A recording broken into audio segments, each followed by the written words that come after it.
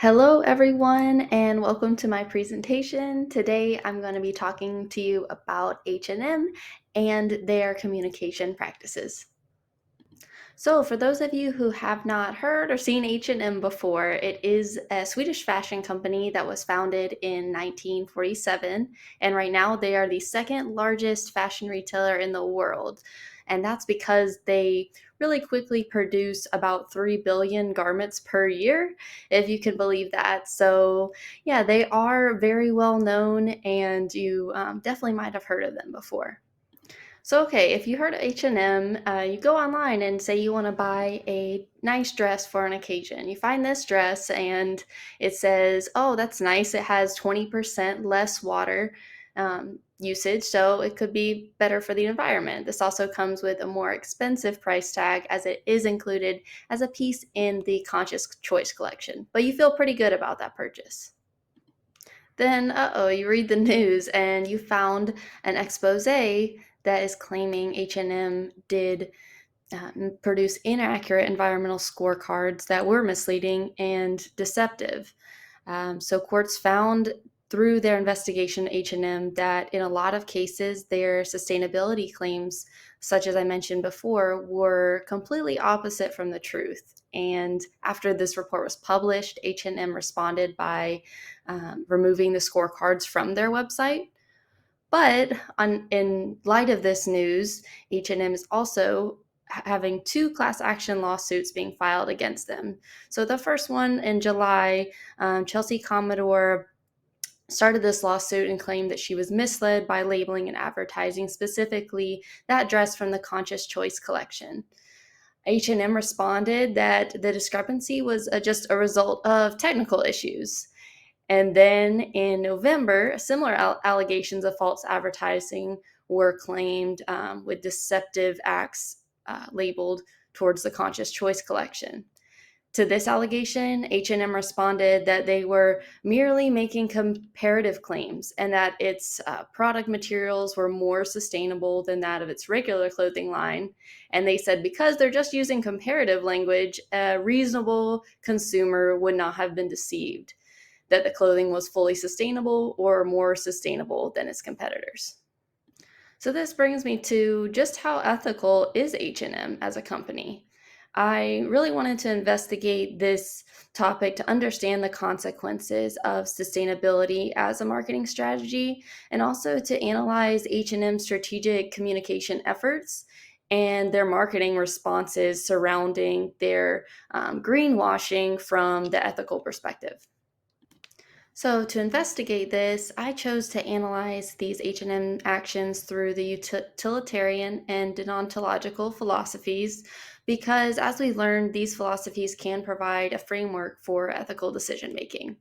Additionally, I looked at Fitzpatrick's marketplace of ideas principles of access, process, truth, and disclosure, and because, as we've learned, these can be used to analyze ethical soundness and serve as a guide to establish responsible advocacy in strategic communication. So, first, using the deontological model, Bowen's normative model for ethical issues management, I'll let you know about my findings. So this requires first to identify the issue. And what we know is that H&M created misleading marketing and inaccurate reports with their Conscious Choice collection and also ambiguous wording such as close the loop. Um, Next, we enact the law of autonomy. So what I found here, I didn't find any real evidence that to on what the individual practitioners were acting on, but H&M as a company is concerned with the major profits that they have instead of maybe their moral obligations to the environment. Next, posing the category imperative. So if H&M is attempting to convince others to behave differently, so buying their Conscious Choice collection and environmentally friendly products, it should be willing to act differently itself and actually employ those efforts to become sustainable, not just say they are sustainable with those empty promises and empty claims. Finally, In respect for duty, dignity, as well as respect for others and intention, H&M took away the moral agency for customers to make an informed decision. So I have to conclude here that H&M's misleading communication strategy and their empty promises, acting on profitability alone, that there was no moral consideration for the actions, and that the greenwashing campaigns as a whole were unethical.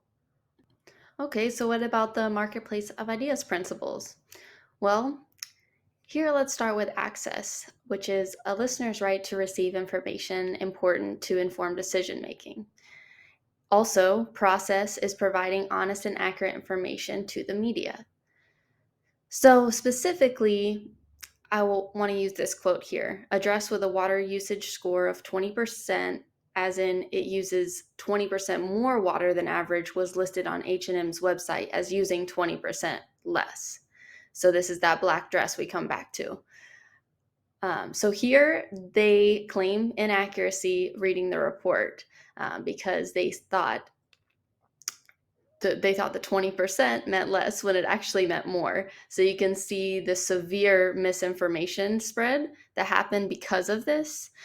And this violates the listener's right to receive information, correct information for decision making, as well as process. The next two, truth and disclosure, have also been violated because H&M made the unverified sustainability and eco-friendly claims. So in order to have this be verified with truth, this needs to be something that can be proven, and H&M has not been able to prove things and kind of has not been able to provide the facts for their actions. So the last one, disclosure, I found that H&M's communication was kind of a selective disclosure, or this means kind of retaining negative information and exposing only positive information. So based on the violation of all of the marketplace principles, I will conclude that H&M's actions and responses were not effective and ethical to address shareholders' environmental concerns that would be purchasing the products. Lastly, if I was in this communication practitioner's shoes, I would have formed the organization around honesty and truth all the way through the executive level. This needs to be integrated, the concepts of truth and transparency. Also, I would ensure the organization has a clear understanding of the sustainability reports before they make a marketing strategy around them. Also, for the future, I would set reasonable and attainable goals and share timely information to the media. So if something does come up in the sustainability reports, it is the company that is reporting on the information and not an outside party, as in this case, the expose was written on. I also know that stakeholders demand transparency, and unverified environmental claims break brand promise, trust, and ultimately respect. It is responsible for public relations professionals to be advocates of the truth, and I think going forward, that is what needs to be done within the fashion industry, and specifically these fast fashion brands. Lastly, I have a question for you. Do you agree with me? H&M scandal suggests that consumers are increasingly scrutinizing different organizations and sustainability claims. If you agree with my analysis that H&M and fast fashion marketed as sustainable, let's do something about it. The only way H&M and similar brands continue to grow is just by consumer demand. So we have learned how valuable consumers and individual stakeholders are through this course.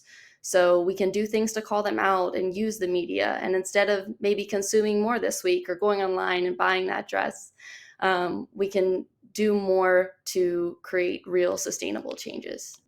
Lastly, I just wanted to thank you again for your time and consideration. If you want to discuss this at all in more detail, please let me know. There's my email. I appreciate it. Thank you. Have a great rest of your day.